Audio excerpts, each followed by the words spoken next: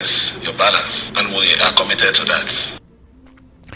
On his part, the River State Commissioner for Works, Dax Kelly George, explained that the Port Harcourt Ring Road project would be 45 kilometers long with 6 flyovers and 1 river crossing bridge. He also spoke on where the road will pass through. And the point from which we will start is the UTC junction. We are going to veer toward Kidney Island and get to Rumogi Street, and then we'll go left again to Urala Street, and then we'll move on to Ilabushi Street. At the end of Ilabushi Street, we're going to go left towards Eagle Island to Ngbodoya community. From Ngbodoya community, we're going to go straight to hit Aka Road. From Aka Road, we're going to go right and hit the Olumini Precom Road. On that road, at the point where you have St. John's Junction, we're going to have another flyover there. And then we'll move left towards Ogbogoro, Aozoba Road. The Commissioner also spoke on the second part of the Port Harcourt Ring Road project. From Mbodo Alo, we'll move right and hit the airport road. We're going to have a roundabout, and then we'll veer right to Elepokodo community. Now move on that road until we get to Elepokodo by Ikwere Road, and then we move and throw in another flyover from there to get to Rupoko. We'll move into the Rupoko Eneka Road. By the time I will get to Eneka roundabout, and we hit the Eneka Igboiche Road, we're going to veer right and hit Igboiche community, and then we'll go straight and we'll hit Aba Road by Iribe community, where we used to have the toll gate. At that point, we'll have another roundabout and another flyover, and then we'll get to Agbonchia. As you may know, the Port Harcourt Ring Road project has left critics with a deja vu effect 13 years after the monorail project initiated by the Chibike Amechi-led administration was abandoned and remains a haven mostly for the homeless. The monorail project was announced in 2010 and construction started the same year. 11 billion naira was first reportedly released as part of the state government's equity for the construction of the monorail, which is constructed under the public-private partnership arrangement between the River State government and TSI Holdings Limited. It was projected to cost $318 million with an equity division of 20% to the state government and 80% to TSI Holdings. The proposed routes for the monorail were Agri Road through Station Road, Azikiwe Road, Aba Road and Waterlines Junction. The route was to be double tracks from Station Road to Waterlines on Aba Road and a single track loop at UTC Junction through Ikwere Road and to the USD roundabout, Abuja by bypass Olu Obasanjo Road and Waterlines Junction on Aba Road. The monorail was supposed to have an electric driven train. The former media advisor to the then Governor Amechi, David Yofo, said the monorail would be first of its kind in West Africa and would be developed to not only decongest the roads in Port Harcourt, but also provide a competitive mass transport solution and create job opportunities. The monorail project has been partially completed to date. Speaking on this, economist Peter Mede says the Port Harcourt Ring Road project, when completed, will be more beneficial than the monorail project. Dr. Mede, who is the head of the economics department at the University of Port Harcourt, said the Ring Road project, which will cost less, will attract more development than the monorail project, which would have cost the state more. If that monorail had done the ring road, today, where would we be? At least they would have been able to do certain percentage of the ring road, which would have been in use. The ring road, once you start half of it, it can be used. The money that did 2 pillars of the monorail can do 3-4 kilometer stretch of this road, and it will be in use. I consider that one as an elephant project because 50% of the cost goes in, is not in use. 10% of this goes into the road. Part of the road will be in use, even when it is not tarred. The economist, who is a former commissioner for energy in the state, also highlighted other economic benefits of the Port Harcourt Ring Road project. The road is opening up about 6-7 local government now. That means Port Harcourt will no longer be Port Harcourt and Obiakpo. Port Harcourt will now be 6 local government put together. Look at the cost of rent in Port Harcourt. With this road now, people will begin to live in power of those local governments and come to work from there. What will happen to the demand for rent? It will go down. If the demand for rent goes down, what happened to the rent? It will fall. Food supply, other supplies. Another economist, Clayton's Dominion, spoke to correspondent Zoebi Orowari. Taking loan is not a problem. Taking loan is one way to reflate, to boost the economy as well. If loans are taken for economic activities and not for consumption, it is a right direction and it's a good thing to do, because when you take loan and apply it for economic purposes, for expansion of key infrastructural development in the state and the region, the attendant benefit or effect of this is that it will expand the economic base of the state. Still on the ring road, an elder statesman, Anab Saraigbe, has advised Governor Siminalayi Fubara to prioritize investment opportunities and employment to reduce the suffering of Rivers people. Mr. Saraigbe said this while reacting to the 200 billion naira loan approval for the governor to finance the Port Harcourt Ring Road project. Nobody will say we should not decongest the state. As we are decongesting the state, we should also think of investment opportunities that will create employment for our people. I will not go against development in any part, because the 30% derivation we're getting is to cushion the effect of oil production. And if that is the case, the oil activities have affected our oil and gas, our environment. Our farmers are suffering, our fishermen are suffering, and therefore we must give them alternative employment. He said the Rivers people are watching how the 200 billion naira will be spent. I think the basic thing is we should have employment to enjoy the infrastructure. We should have human capital development to enjoy the infrastructure. We should have created wealth for people who are not even going to school, so that they can be able to trade and make money to enjoy this infrastructure. We will watch to see how we want to utilize it. And if it's doing well, we'll tell them kudos. But if it's not doing well, of course, you should be guaranteed that we'll tell them we're not doing well. And moving on now, there was uncertainty in the minds of many commuters yesterday as they tried to board the River State government free bus for the first time. Some of the commuters along the Equa Road acted the River State government buses to reduce the fuel subsidy removal. It comes as free bus operations started yesterday after being committed on Wednesday. We're applauding the governor for asking him to sustain the palliative. I'm overwhelmed that I'm entering a bus without paying because transportation fare now is so high. We have seen governor have little money. It's very good because I'm going to this like this. The bus only save about 300 and thereabout.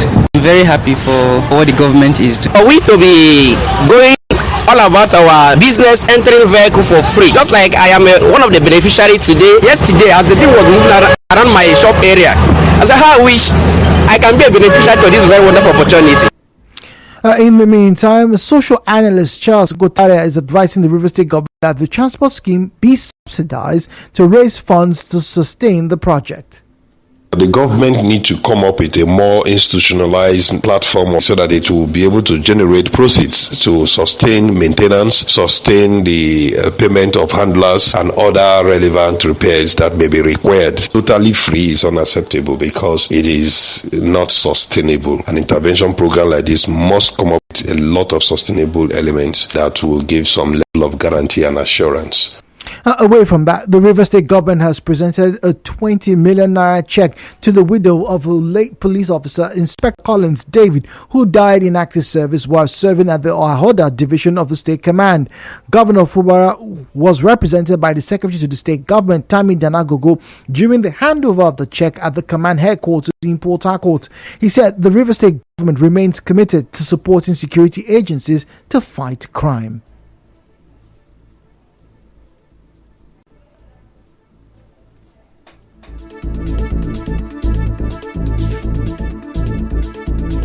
Whenever we know or we hear that one of your gallant officers either sustained life-threatening injuries or lost their life in the course of their service to this state, Governor of River State always, as a point of duty and commitment, come here at least to see them, commiserate with them, and render any possible support to ensure that your officers who are working night and day to ensure that the state is secure are given that sense of belonging. In his response, the Commissioner of Police, CP Umoyi Emeka, vowed to ensure that the killers of Inspector Collins David are brought to justice. Correspondent Emeka Atuka reports that the officers' welfare policy was introduced by the former governor, Nyesom Wike, to encourage and support officers and their families in the face of fatalities while on active duty. The Nigerian Navy in Port Harcourt, Rivers State says it has uncovered a huge mechanism installed in the oil mining lease 18 wellhead being used to siphon crude oil into waiting barges. The commander of Nigerian Navy ship Pathfinder, Commodore Suleiman Ibrahim, said the site, which is in Kala Ekwema community in the Asaritoro local government area of Rivers State, was discovered by a naval helicopter. Well, still to come, court gives DSS 7 days to release former CBN Governor Godwin Emefiele. Stay tuned. Home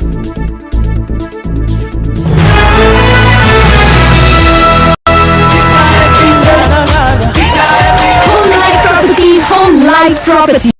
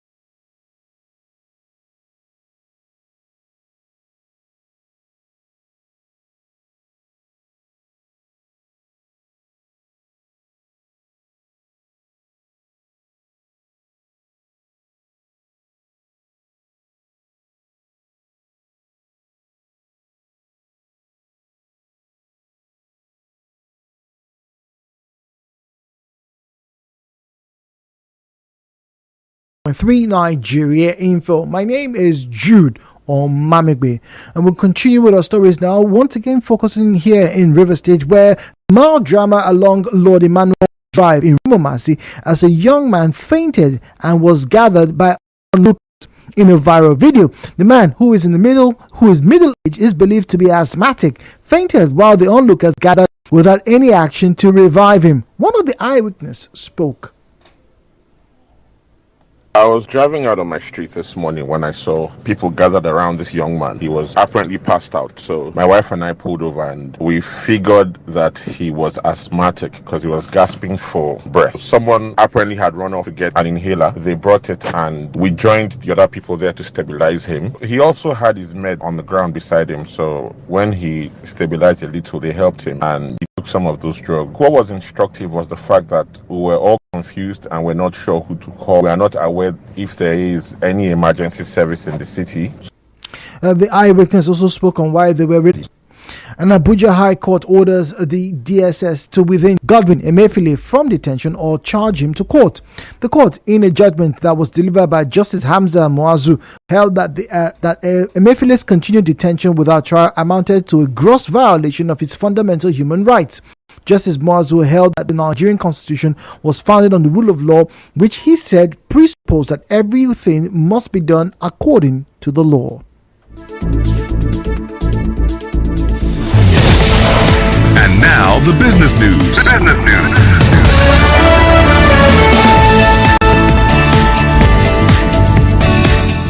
To business now, the Nigerian Civil Aviation Authority has suspended the operations of all Boeing B737 aircraft of domestic carrier Max Air. The suspension is with immediate effect, according to a letter by the regulator to the domestic airline. In entertainment, Guinness World Records has advised Nigerians and everyone attempting to break any record or recordathon enthusiast to first get the record title approval from its team before embarking on it. Guinness World Records made this known on its Twitter handle.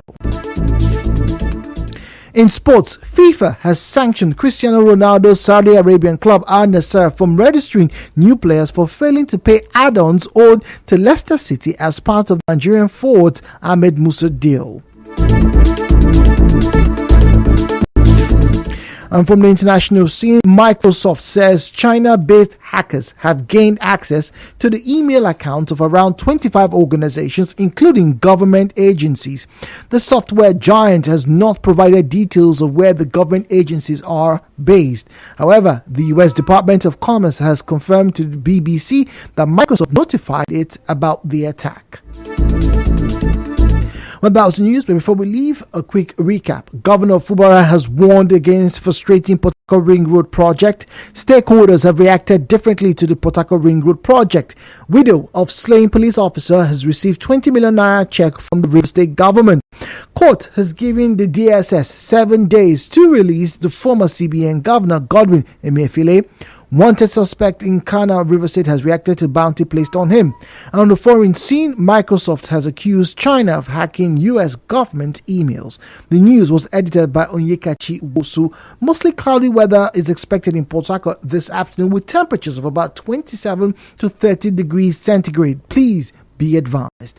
Peace is the path to the prosperity of a nation. Let peace reign. My name is Jude Omamigbe. Thank you for listening. Good afternoon.